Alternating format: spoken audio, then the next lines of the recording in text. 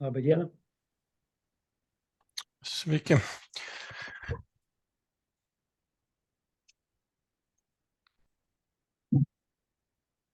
Tai informuoju visus susirinkusius, kad įrašas yra pradėtas, tiek garsas, tiek vaizdas įrašomi.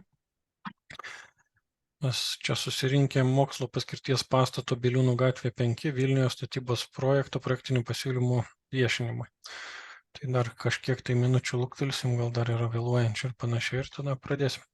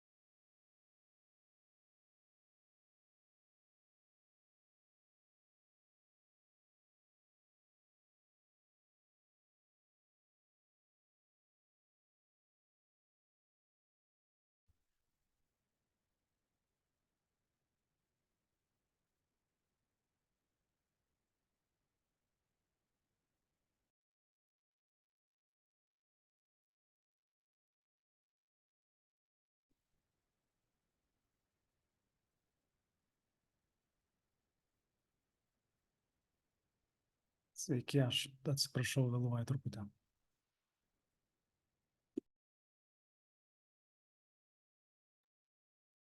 Sveiki. Tai jau praėjo beveik 5 minutės, gal tada pabandysim pradėti. Tai sveiki visi dar kartelį.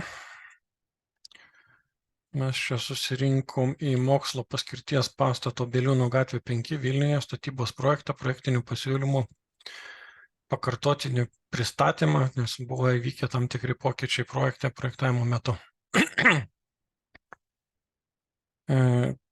susirinkime dalyvauja, dabar būtum paskirsime pirmininką, tai būsiu aš Ernestas Gegeckas, projekto vadovas, ir sekretorius Povilas Marozas. Primenu dar kartelį visiems, kad yra daromas garso įrašas ir vaizdo. Ir pirmas dalykas, reikėtų suregistruoti dabar dalyvaujančius.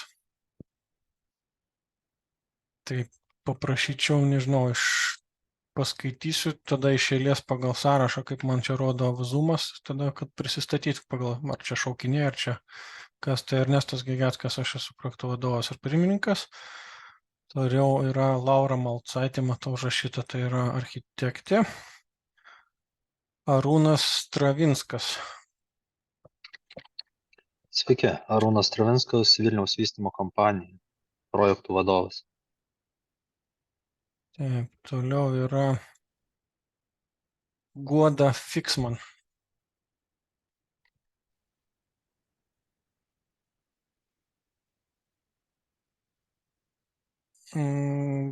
Prašau, Guoda, prisistatyti, ar čia yra kažkaip tai.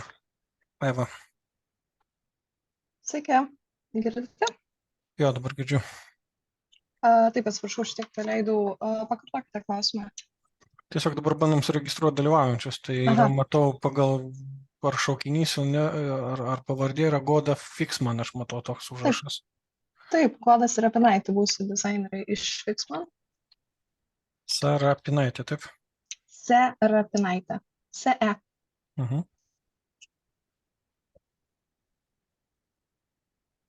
Taip, toliau. Jovaras. Parašyta. Taip, tai aš kaip ir pašalinis klausytojas būsiu. Tai vis tiek prisistatyk, nes, Jovaras Šateika. Taip, ačiū. Karolis Grigaitis yra, taip? Sveiki. Taip, aš irgi laisvas klausytojas esu. Taip, toliau yra Margarita Podagelytė, tai architektė. Povilas Marozas, jau minėjau, sekretorius. Ramunė Poliakovienė.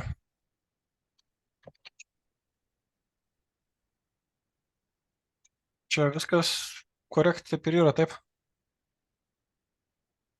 Ar girdit mus?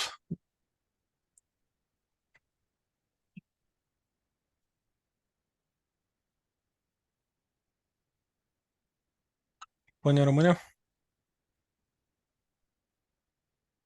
Gerai, gal atsiliepsiu vėliau. Ugnė Mikalauskė. Fiksmanas irgi taip? Jo, sveiki, taip.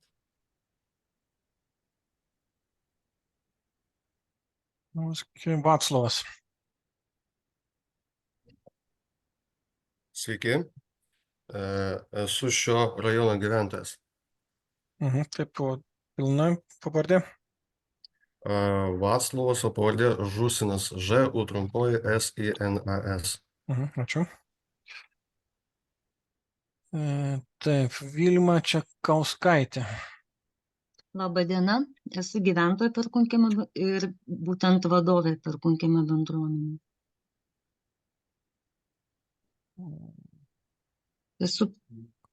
Viskas šit korektiškai užrašyta, taip ir yra jūsų duomenys, matau, kas Čekauskaitė, taip. Toliau Vytautas. Sveiki, aš Vytautas Mitalas, Seimo narys iš Vilniaus. Dėl sklypo kovojom, tai norim, kad gerai jūs ten suprojektuotumėt viską. Gerai, ačiū labai. Ir Vytenis Gerdvainis bus statytojų atstovas. Labai Vilniaus vystymo kompanija, projektavimo valdymo vadovas. Ar liko kas nepaminėtas? Juk tai visus paminėjom, susirašėm. Taip, tai iki viešo susirinkimo buvo gautas vienas pasiūlymas arba pastaba į savivaldybės paštą, jeigu tiksliai buvo pasakyti, ir ponia Violeta. Tai Kadangi nedalyvauja, tai turbūt klausimą įgarsinsiu. Tai laiškas buvo skamba sekančiai. Labadiena, peržiūrėjus projektinius pasiūlymus, galima pasidžiaugti, kad kažkas vyksta link darželio projekto ir statybų, tačiau yra klausimų dėl pastato fasado. Kaip rašoma aiškinamajame rašte, pastatas projektuojamas žvelgiant iš vaiko perspektyvos, vaikai tapatins buvimą čia su buvimu namuose. Tačiau kyla klausimas, ar vaikams patinka juoda niūri spalva, dauguma nenori eiti į darželį, nes išsiskiria su šeima, čia lieka vieni ir pastatas iš išorės atrodė niūriai liūdnai, nepatraukliai vaikų akims, dar labiau suaktyvina įsiskyrimo pojūtį, nors viduje spalvos yra šviesios, kai kur net spalvotos. Spalvinė sprendimo gama labiau tinkama suaugusių viengungio gyvenimui, bet to kaip juoda spalva dera prie aplinkinio užstatymų. Išplanavimo koncepcija yra labai logiška ir įdomi, tačiau fasado architektūra kartu su spalva primena laivų dokus arba kareivinę. Atsiprašau, nes tikėjausi tokio palyginimo. Būtų gerai pakeisti spalvinį fasado sprendimą, bei jų architektūrą, nepanašu, kad tai vaikų darželis. Nebent ateityje pastatą planuojama naudoti kaip pagal kitą paskirtį. O ne Violeta. Tai nežinau, kadangi Violeta nedalyvauja, tai turbūt jai atsakysime elektroniniu paštu. Taip pat buvo išsiųsti pranešimai registruotais laiškai visiems kaimyniniams sklypams. Ir kaip čia tą oficialiąją dalį baigiame, pačius projektinius pasiūlymus ir projektų pakeitimus turbūt pristatys Laura, taip, Lucaitė? Taip, teisingai. Tai pratęskite. Gal tada trumpai paminėsiu dar, kad šitas viešinimas vyksta pakartotinai dėl suprojektuotos priedangos, ko pasekoje padidėjo pastato plotas ir buvo patikslinti tam tikrais sklypo sprendiniai. Atsiprašau, dar biškį, Laura, įsiterpsiu, mes sąraše turim Vilmą ir čia Vilmas, tai čia, Violeta čia buvo, neturim tada. Jo, tęskite, susimaišiau. Tai jo, ir kadangi specialiosios architektūros sąlygos jau buvo gautas po pirmojo viešinimo, tai šiandien mes pristatysime tik tai mano minėtus pokyčius atliktus po pirmojo viešinimo. Ir aš esu Laura Mucaitė dar kartą, UAB Plum architektai, partnerė ir architektė. Ir man talkins pristatant pokyčius Povilas Marodžas, kuris vėliau pristatys pokyčius susijusius priedangos atsiradimu sklypo sprendiniuose. Tai aš dabar pasidalinsiu ekranu ir pabandysiu trumpai papasakoti, kas pasikeitė. Taip.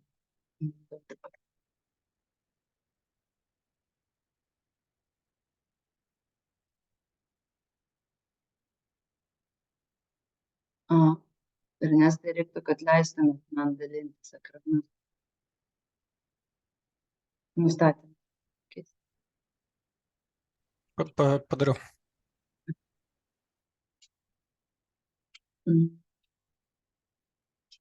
Taip, sakykit, ar matot ekraną su projekto tituliniu lapu? Matom, taip. Taip.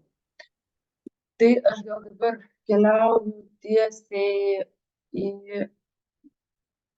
dabar taip, pabandysiu šitą kontekstualizuoti. Tai yra parodyti bendrą darželio vaizdą, kuris iš esmės nelabai pasikeitė. Na, iš principo nepasikeitė, nes priedanga projektuojama, jeigu matote mano pelę, po visų centrinių korpusų pastato. Tai štai šitoj vietoj. Tai gal pabandysiu apibrėžti. Štai po šitą dalim pastato. Dabar tada aš iškart keliauju į pusę planą ir aiškinti, kas yra suprojektuota Rusijai. Tai dabar... Labai atsiprašau, kažkaip labai trukčioja, ar čia tik tai man vienam. Ne viską suprantu, ką sakot. Ar visi blogai mane girdit? Taip, Trūkčia. yra blogai. Nežinau, kaip čia pagerinti ryšį, nes man rodo pilna. Ar nuo kurios vietos negirdėjot, pakartočiau. Tu galbūt arčiau šito. Mikrofoną. Jo, Jo, turbūt geriau, jisai gal žinok, reaguoja. O dabar gerai? Geriau. Geriau. Jo. Aš čia per kelis ekranus, kad pati matyčiau, žodžiu, gerai, jeigu vis tiek blogai girdėsit, tai prašau pranešti. Jo, tai ir gaunasi, kai tu nusisuki į kitą ekraną, matyt, o kamera yra priešais, tai dėl to ir nutrūksta. Kaip nesusidūriau su tą problemą, pabandysiu čia toj pasigerinti situaciją. Dabar turėtų būti gerai. Geriau. Tai, tai čia matote dabar rūsį esate po centriniu korpusu pastato ir pilkai užtonuota zona yra skirta priedangai, kurioje numatyta, kad gali slėptis pavojaus atveju 60% pastato naudotojų. Tai yra numatyta reglamentas. Toliau kitos baltai pažymėtos patalpos yra pagalbinės ar mazgai ir štai čia gal pabandysiu apibrėžti. Yra mazgai su rūbinėmis,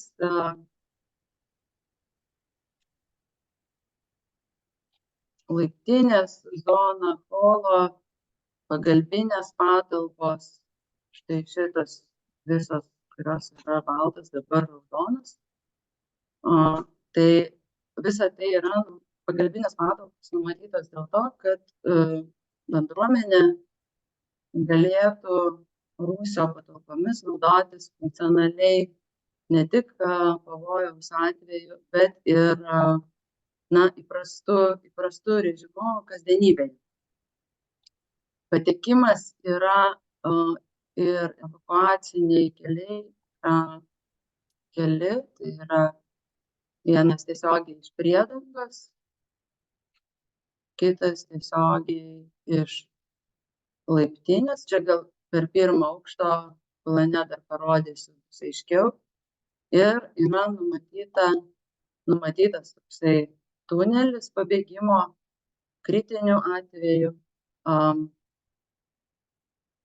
kuris yra atkasamas, jeigu yra užverčiami kiti praėjimai.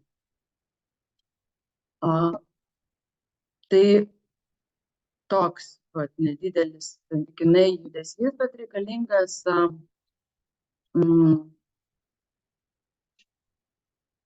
reikalingas pokytis įvairiems atvejams nenumatytiems. Ir čia dabar parodysiu santykį su pirmo aukšto planu. Yra štai čia galite matyti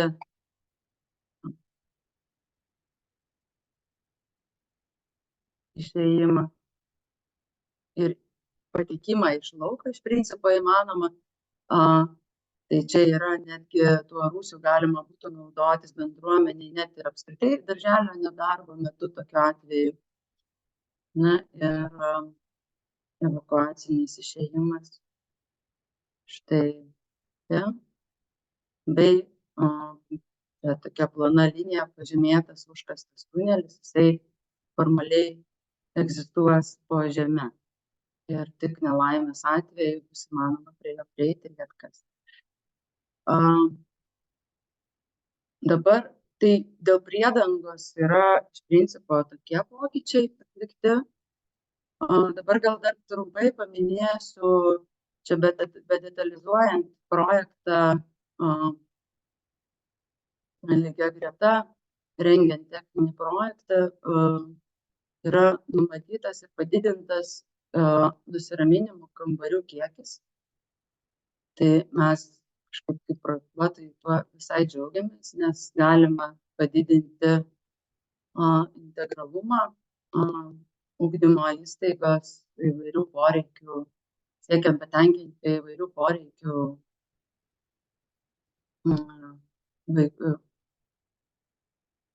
įvairius poreikius skirtingų vaikų ir yra numatyti specialūs kambariai ir bus darželėje ne tik sensorinis kambarys centriniame korpuse, kaip buvo numatyta prieš tai, bet ir pirmame aukšte šalia ugdymo erdvių. Dar tokie specialūs irgi multisensoriniai kambariai, bet jie mažesni nei centriniam korpuse ir labiau darbui individualiai su vaikais ar vaikam pabuvimui atskirai apskritai nuo šurmulio ir nuo viso kito. Tai čia toksai atrodo vėlgi didelis pokytis, bet reikšmingas, manau, ugdymo procesui. Tai va, ir daugiau planinių tipo pakeitimų mes neturime projekte. Tai dabar tada gal aš paprašysiu Povilo pratęsti ir pakomentuoti, kas pakito sklypo sprendiniuose. Aš galiu gal pabandyti panaviguoti po prezentaciją.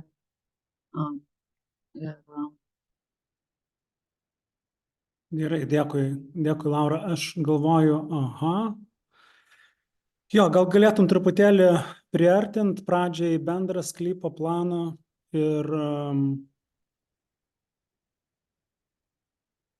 paskui paprašysiu įjungti sekantį planą, kur yra sklypo aukščiai sužymėti. Jo, tai dabar gal pradžiai taip. Tai čia tik tai gal pasakysiu, kad iš mūsų pusės sklypo plano dalies kraštovaizdžio sprendinių yra, tokie keli pakitimai, kurie susiję tiek su priedangos projektavimu, tiek per tą laiką, kol mūsų pasikeitė truputėlį ta užduotis, taip pat parengtais Biliūnų gatvės projektiniais sprendiniais, kuriuos rengė ID Vilnius ir tiesiog jų numatytais ir išspręstais gatvės aukščiais. Tai atsižvelgiant į tuos sprendinius, prie kurių mes turėsim prisirišti realizuojant šitą projektą, kadangi pirmą kartą viešinant tos detalios informacijos dar nebuvo. Ir tada, kaip sakom, tokį informuotą spėjimą, pagal informuotą spėjimą, kaip galėtų visą tai vykti, darėm tos sprendinius, tačiau dabar, kada jau yra sudetalizuoti gatvės sprendiniai, matome, kad gatvės lygiai yra žemesni negu planavom, tai čia toks pagrindinis pakeitimas yra būtent tos erdvės priešais priešais pagrindinį patekimą į pagrindinį korpusą iš Biliūnų gatvės pusės pats dizainas. Tai kitaip tariant, dabar mes šiandien pagal tas planuojamus gatvės aukščius tiesiog atsidūrėme žemiau negu planavome anksčiau. Dėl to prieš pat įėjimą tą, vadinkim, tokį pagrindinį atsiranda laipteliai ir tada mes padarom, reiškia, tą irgi galimybę pakilti nestačiu, ten mažesniu negu 5% statumo šlaiteliu, apeinant aplink žalią plotą ir nueiti tenai, kur reikia, į patį darželį. Tai čia toks pagrindinis, tai tiesiog truputėlį pasikeitė šitos erdvės, vadinkim, geometrija. Bet turbūt noriu čia pabrėžti, kad žalio ploto kiekis šiuo atveju nesumažėjo, mes jį išlaikėme ir jo tiesiog geometrija truputėlį pasikeitė ir keičiasi aukščiai, prie kurių tiesiog turim prisitaikyti kaip prie fakto, kurį perimam nuo sklypo ribos. Tai taip pat turbūt gal, Laura, gal paprašysiu tada tavęs pereiti irgi truputėlį į sklypo aukščių planą. Aš suprantu, kad jis yra toks gana techninis šiuo atveju ir koduotas tuo, ką rodo, bet vėl čia dar vienas elementas, kuris būtent susijęs su tuo prisitaikymu prie sklypo aukščių, tai yra pietinėje dalyje esantis takas.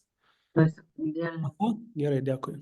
Man čia ilgiau krauna tuos lapus. Ja, čia daug informacijos. Vėlgi, tai pietinėje pusėje, mes čia šitą projektą pradėję labai norėjome turėti tą tokį apėjimo taką, judėjimo taką aplinkui darželį, veikiantį kaip žaidimų erdvę. Tai vystydami tuos projektinius sprendinius, visą tai išsaugome. Dabar vienintelis dalykas, kuris toks pakeitimas šiuo atveju yra tas, kad būtent šis takas pietinėje pusėje, tai, kur matote kampą, reiškia, nuo tos vietos, kur tu dabar ten musuoji rankelę, gal apibrėši. Čia labai lėtai viskas juda. Viskas ok.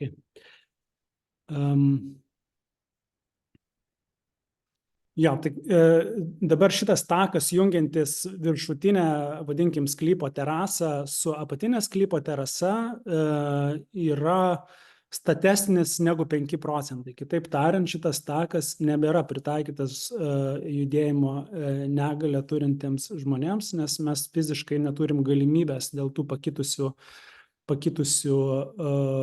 aukščių ir tokio gana radikalaus peraukštėjimo pačiam sklypo tam trumpoji kraštiniai, vadinkim.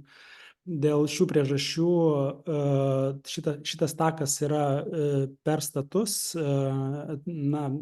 žmonėm turintį judėjimo negalią žmonių takam keliamiem reikalavimam, bet mes numatome visą infrastruktūrą judėti tiek prie laiptų įrengdami, kur Laura uždėjo, dabar numatydami, reiškia, keltuvą, tiek ir centrinėme korpuse taip pat bus įrengti liftai, kuriais bus galima naudotis. Tai čia turbūt toks irgi pakeitimas, vėlgi susijęs su tiesiog fiziniais faktais, kurie yra tiesiog ties sklypo ribomis.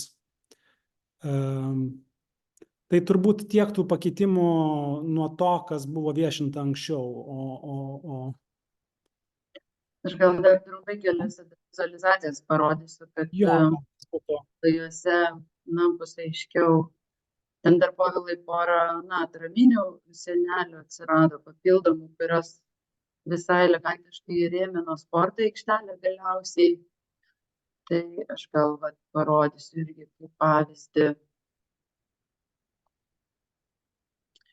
Štai čia tapo tarsi baseino žaidimo aikštelė vaikams, bet vėlgi čia kaip ir buvo žaidimo aikštelė, taip jinai ir liko, tik tai dėl reljefo pokyčių šiek tiek kitokie vizualiniai, techniniai sprendiniai atsirado, ne? Taip. Ir dar čia kalbant apie šlaitus, sekundę užsikraus. Čia gal nesu tikra, ar bus labai tiksliai matoma ta vieta. Bet čia mes, kur Povilas pradžioj pasakoja, tai čia yra apie šitą šlaitą, gan statų išraiškingą šlaitą, kuris ten irgi architektūriniais elementais suvaldytas jau dabartiniai stadijoje. Tai tiesiog atsiras papildomų architektūrinių detalių, kurios šlaitą taip suvaldo ir tampa architektūros ir kraštovaizdžio dalimi. Gal gali, Laura, šiaip turbūt prabėgti, nežinau, pabaigai pro tas vizualizacijas, tiesiog parodyti, kaip visą tai atrodo, iš kurių vietų. Taip, čia mes nusileidėm nuo tos kalvos, tarp leičių, čia leičių Beliūnų kampus, iškia vaizdas. Tai vėlgi, kaip ir minėjau, tūriai nepakitę, jie dabar tik tai yra stipriai jau detalizuoti šitoje stadijoje, inžinerinės dalys, konstrukcinės ir judam pirmin, gražindami darželį. Čia yra minėtas Povilo centrinis įėjimas ir susijęs su jo pokyčiai. Tai čia yra, matote, pakilimas link centrinio korpuso, tačiau šalia yra ir pandusas vežimėliams ar žmonėms su negalia patekti. Tai šitie klausimai irgi yra sprendžiami. Toliau einam Beliūnų gatve, toliau ir Na, matome kitą darželio pusę ir vėlgi kylame aukštyn į kalvą, vadinkim, kuri bus vėlgi įveiklinta ne tik takais, bet ir žaidimų įranga. Darželio sodas, aplinka su viršutinėje terasoje esančiais korpusais darželio. Čia jau labiausiai matosi atribojimai gyvatvorėmis erdvių, privačių darželio ir visuomeninių erdvių. Vėlgi vienas iš kiemų grupių. Ir, grįžtame vėl į Leičių kampą gatvės ir patekimą iš Leičių gatvės. Čia matote pirmam aukšte esančių pastogių terasų vaizdą su kiemais. Tai vaikai turės ne tik pavėsinės, bet ir padėsi konsolių pagalbą vasaros metu, lietui lyjant. Na ir žaidimų aikštelė. Vaizdas žaidimų aikštelės. Čia yra vaizdas tarp korpusų, patekimas iš vieno aukšto kitą per lauką. Na ir čia jau toliau tie sprendiniai visi, kurie buvo jau viešinti. Tai, Ernestai, jeigu mes kažko nepasakėm, tai...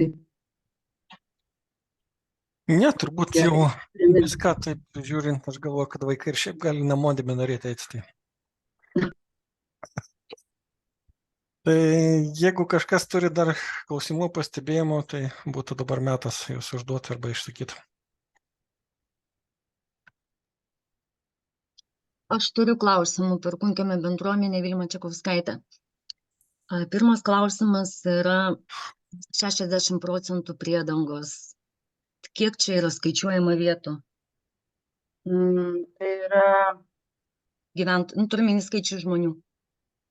Tai yra numatyta beveik 250 žmonių.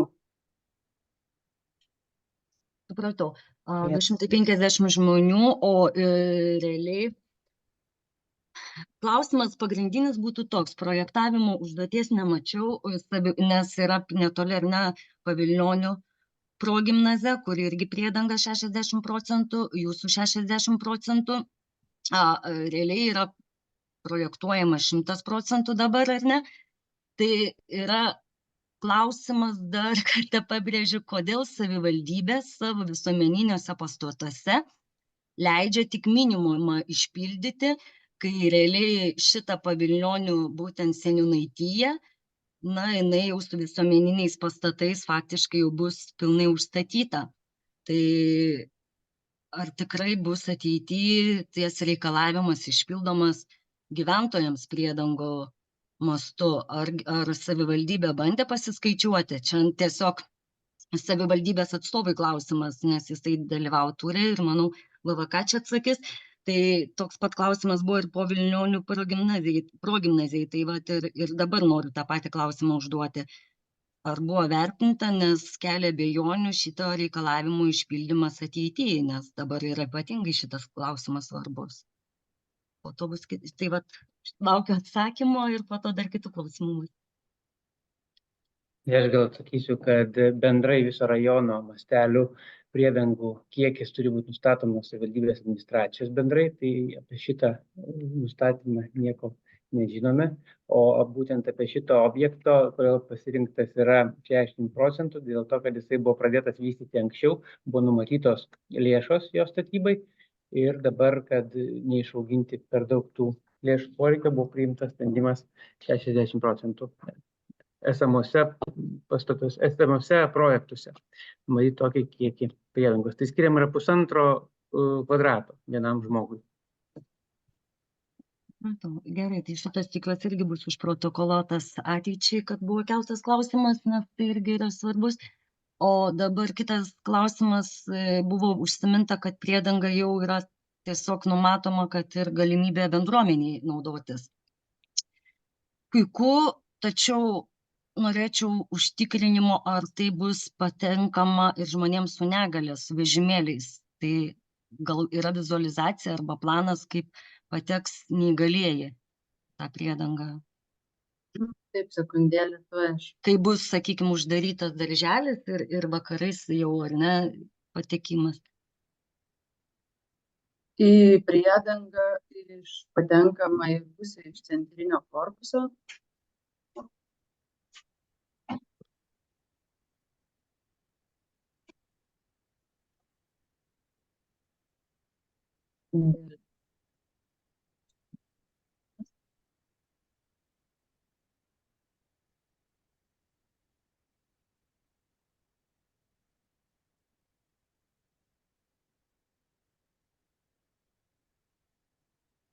Čia yra pirmo aukšto centrinėme korpuse. Taip, bet klausimas buvo, kai bus uždarytas darželis ir bendruomenė galės naudotis, jūs minėjote. Tai, kaip suprantu, kaip pateks žmogus su negale, su vežimėliu, kai bus uždarytas darželis, pavyzdžiui, 20 valandą bendruomenės susirinkimas tose patalpose.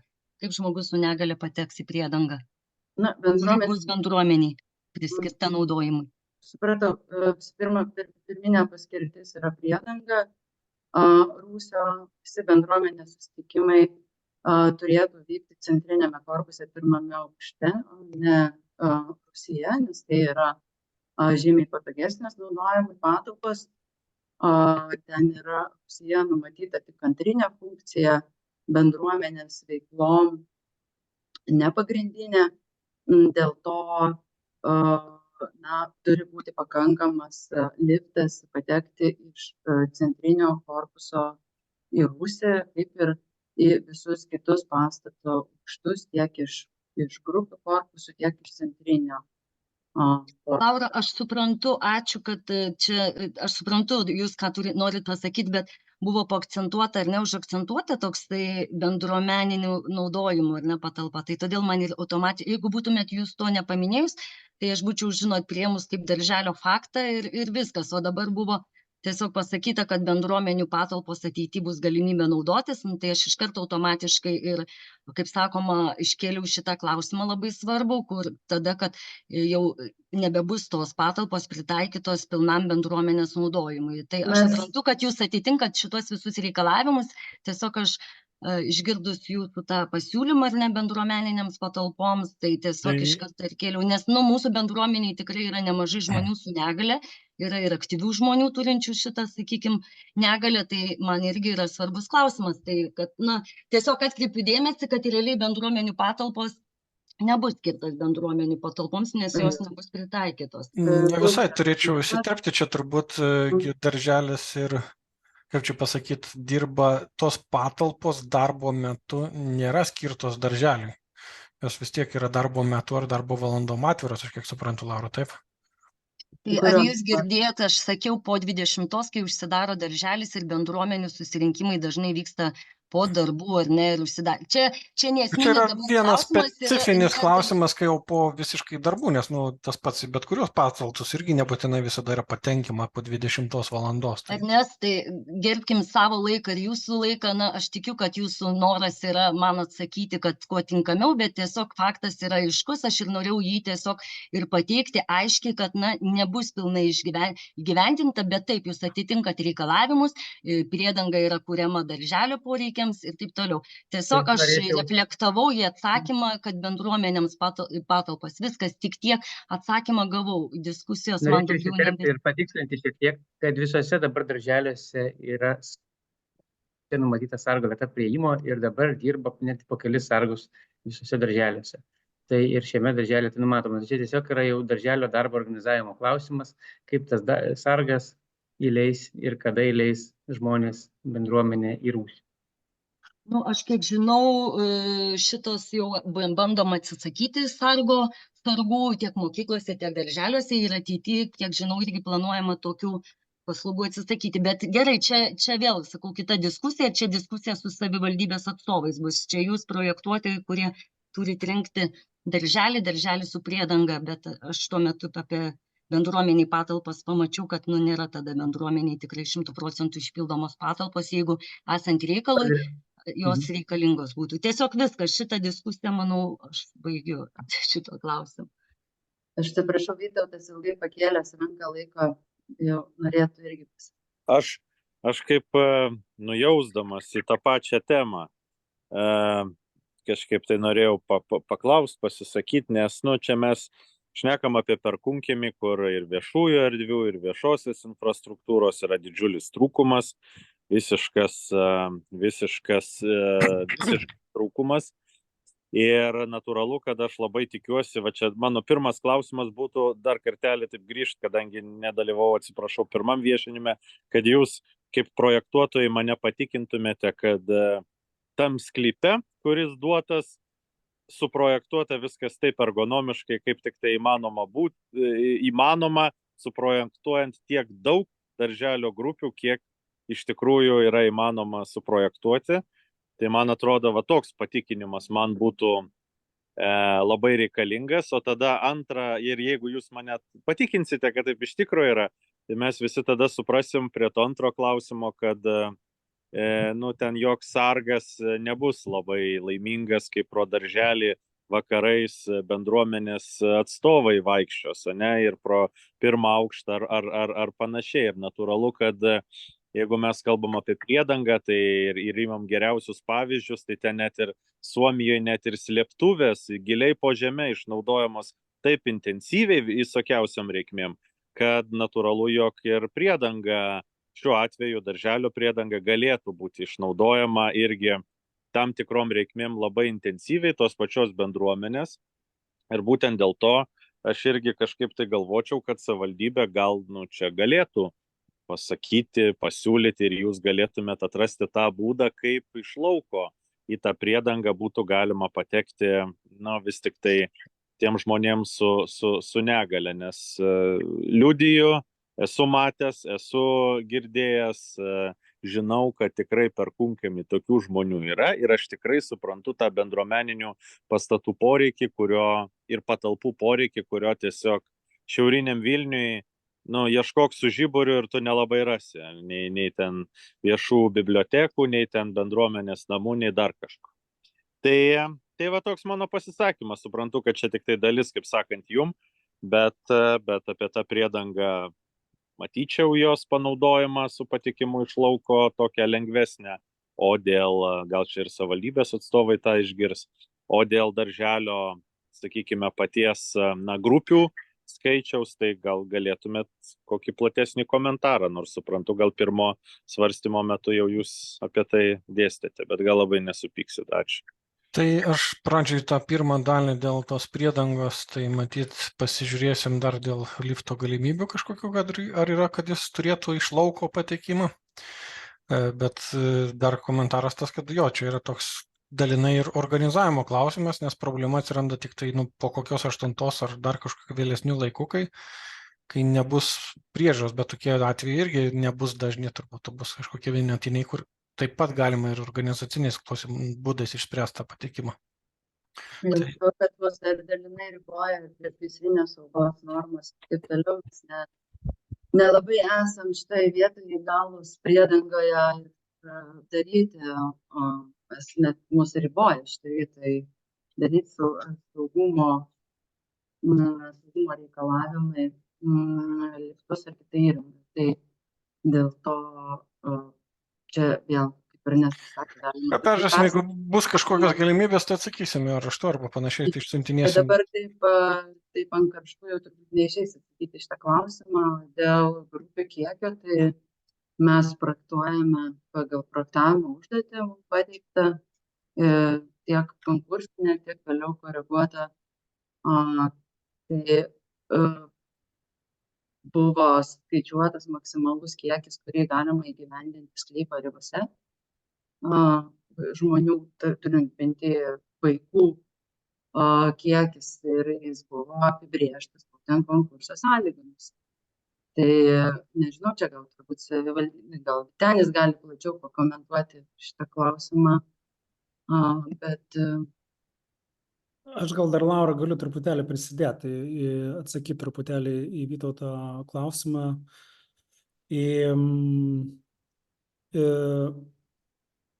Dabar kiek vaikų ir grupių šitame darželėje labai stipriai apibrėžia pats, kaip sakyt, tiek ta darželio tipologija, tai darželis negali būti aukštesnis negu 2 aukštų, taip pat apibrėžia, reiškia, reikalavimai žaliam plotui ir visiems kitiem. Tai darželio tipologija iš principo reikalauja didžiausio procento sklypo palikto žaliesiems plotams, tada yra reikalavimai atskirų, reiškia, žaidimo aikštelių, reiškia, vaikų kiekių ir taip toliau. Tai taip tariant, yra tiem, kad tuos visus, vadinkim, statutinius reikalavimus atitikti iš tokios formulės mes išsiskaičiavom tiek, kiek maksimaliai galim ir taip pagal tai ir yra tas kiekis vaikų maksimalus, koks tik tai įmanomas. O pats gal truputėlį dar grįžtant ir išsiplečiant prie to sklypo, gal Laura, gal tu rasi tokią schemą, kuri buvo padaryta apie sklypo uždarymą naudojimą bendruomenės poreikiams, kažkur buvo. Jo, gal tu galėtum truputėlį prizuminti, tai čia irgi mes atsižvelgiam į noras valdybės ir tą patį poreikį būtent nuo tos socialinės infrastruktūros, ne tik darželio lankytojams, bet galbūt po darželio valandų taip pat padaryti taip, kad ta erdvė galėtų tarnauti ir būti naudojama aplinkinių žmonių ar svečių. Tai dabar taip tos lauko erdvės yra projektuojamos taip, kad galėtų užsidaryti. Tai va šitas geltonas, šitie geltonai paspalvinti plotai yra, vadinkim, nedarbo metu uždaromi arba, taip kaip čia uždaromi, gal ne taip, kad negali patekti, bet aiškiai nurodant, kad tai yra, vadinkim, labiau privati kaip čia, be patekimo pašaliniams erdvė. Bet tas perimetras aplinkui yra skiriamas kažkokiam naudojimui, taip pat galimam ir bendruomenės.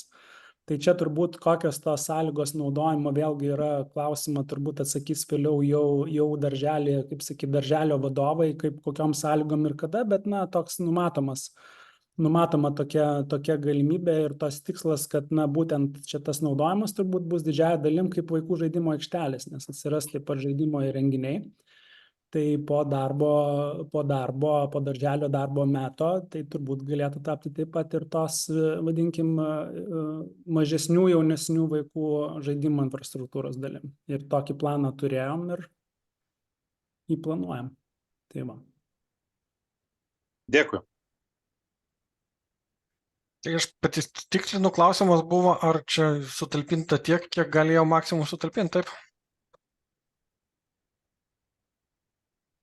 Ponas Vytautai, ar teisingai supratom klausimą ir atsakym? Taip, tai aš puikiai suprantu, kad yra higienos normos ir visi kiti dalykai, tai tiesiog irgi, kaip sakant, protokolui, nes turim tiek, kiek ploto, kiek turim ir norim tą plotą, kaip įmanoma, geriau išnaudoti. Tai taip. Dar klausimų, pastebėjimų?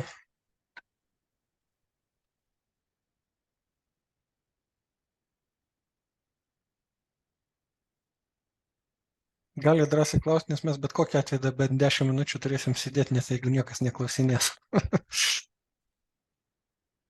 Tai tiesiog tik noriu pasakyti, kad projektas yra labai gražus, labai patogus, sakyčiau, nors ir yra pats sklypas su kryčiais, ar ne, bet tikrai įdomiai išspręstas, tos aikštelės labai gražiai apgalvotos, visada šitą projektą palaikiau. Ir jis tikrai yra įdomus ir labai sveikinu, kad toks projektas Perkūnkiemyje. Ir tikėkime, kad ta priedanga tikrai bus patogi naudoti bendruomeniai. Tai tiesiog linkiu sėkmės ir kuo greičiau statybą leidžiantį dokumentą gauti, kad galėtų būti ranga paskelbta ir pradėti statybas. O tuo pačiu paklausint, galim, jūs turbūt čia viršuje ir esate iš tos bendruomenės, ta prasme, šitoje vietoje daugiabučio ar ne? Čia manęs klausėt? Jo, Ne, tikrai ne. net čia mums buvo klausimas dėl jungties, kad su bendrija mes pas toks kaip ir Ne numatytas. bendrija, bet- ne bendrija, mūsų yra Perkūnkiemio bendruomenė A. VŠI, o bendrija yra veikianti matomai kita čia. Supratau, tai nėra su kuo padiskutuoti apie tą jungtį su esamu kiemu. Reikia namo komendantą rasti. O klausykit, dar jeigu yra laiko, o ta jungtis su gatvė Bieliūnų, tai jūs sakėte, ten ID Vilnius aukščius nurodė dar kažką, o kurioj stadijoje dabar yra tas, sakykime, gatvės klausimas? Jūs žinot, ar savivaldybė gal gali patikslinti, nes čia, žiūrint bendrai, labai svarbu, kad ta gatvė neatrodytų blogai. Dabar, aišku, yra tokie savivaldybės totalinio einamojo remonto era, visur pila tą asfaltą, bet reikia padaryti gerai prie darželio. Tai tikiuosi, kad savivaldybė čia, kaip sakant, neužgazuos tenai paprasto remonto būdu Bieliūnų gatvę iš asfaltuodamo, padarys taip, kad prie to darželio būtų žalia ir gražu prieiti. Aš nežinau, gal Vytenis paskui truputėlį apie pačią gatvės ten tą procesą, kokiam dabar yra, bet aš suprantu, kad pats, kaip sakyt, gatvės projektas yra truputėlį spėriau vyksta negu mūsų projektas, nes mes čia buvom truputėlį sustoję dėl tų pačių reikalavimų atitikimo.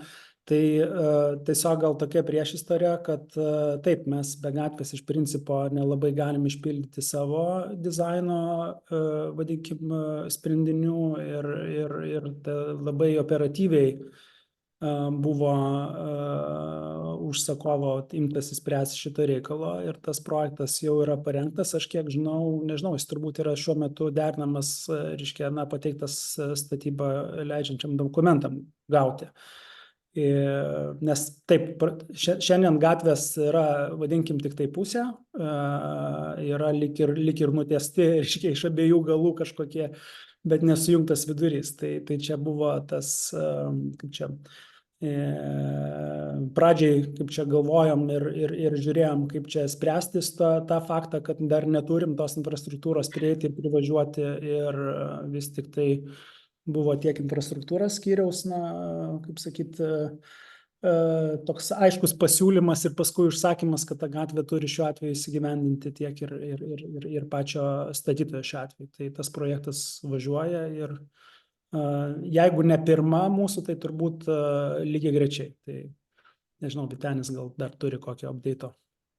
Ne, neturiu, kadangi kita savivaldybės įmonė rengia tą projektą, tai manęs net nepasiekė žinios, kad infostatyboje yra tas projektas. Tai bet techninio projekto stadija tikrai yra ir sprendiniai detalizuojami ir aukščiai paaiškėja ir tie projektuotojai ir tie bendraudami tarpusavį vieningus sprendinius kūrė. Tai dar Vytautui gal turbūt atsakysiu, kad tas projektas iš tikrųjų yra parengtas, vadovaujantis ten tą ankstesnę politiką, tai nėra remontas, tai yra naujos atkarpos tiesimas ir jisai iš principo įgyvendina tą ankstesnę visą politiką su medžiais, sustojimo vietom ir taip toliau. Kiek visą tai įmanoma šitos gatvės geometrijoje visuma. Liuks, jėga. O galite patikslinti dabar jūsų terminus, statybą leidžiančio dokumento, kada paskutinis terminas gavimui, ekspertizė?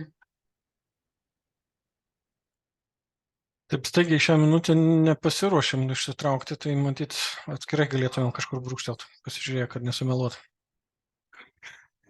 Tai prašau tada su protokolu ir būčiau dėkingai atsiųstumėt ir Aš galiu atsakyti tada, kadangi atsidariau ką tik, tai planuojamas dabar, taip kaip dabar vyksta projektavimas, planuojama statybos leidžiančio dokumento gavimo diena yra Liepos 22-25 metų.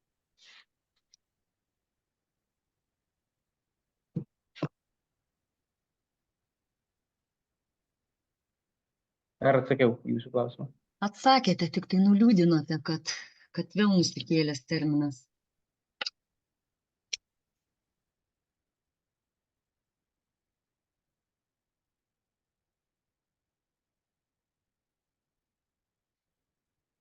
Daugiau kažkokių pastebėjimų?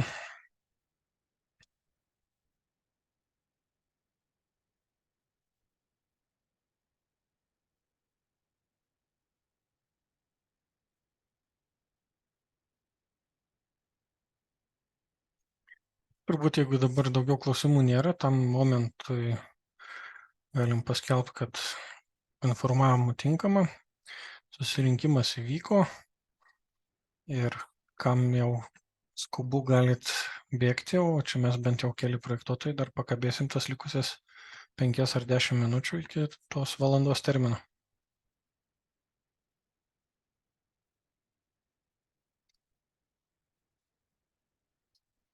Tai ačiū dalyvavusiems. Ačiū, viso geriausio. Viso. Dėkui.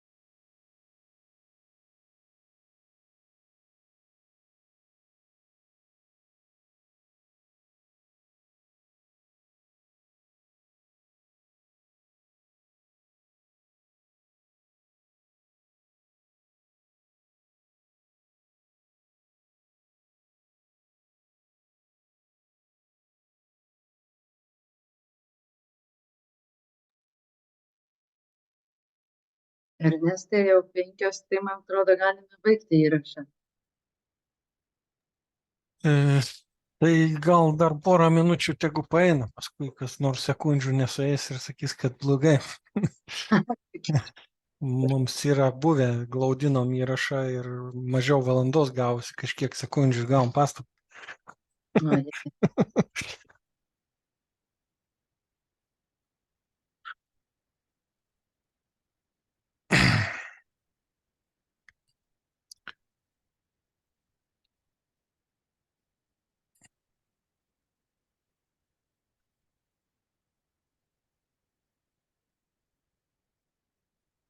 Ir svarbu, kad dar kas nors neprisijungtų, pas mus irgi tai buvo viską jau papasakojama, taip laukiam ir prisijungia naujas žmogus, jau pasakojam. O čia taip normalu, nes jeigu yra paskelbtas laikas, o žmogus pavėlavo valandą, tai kodėl turi iš anksto žinoti? Ten kažkaip nevalant, ten trumpiau užtrukom, mes gal pusvalandį ar kiek ir taip, bet kabojo ir to pusvalandžio dar buvo likę.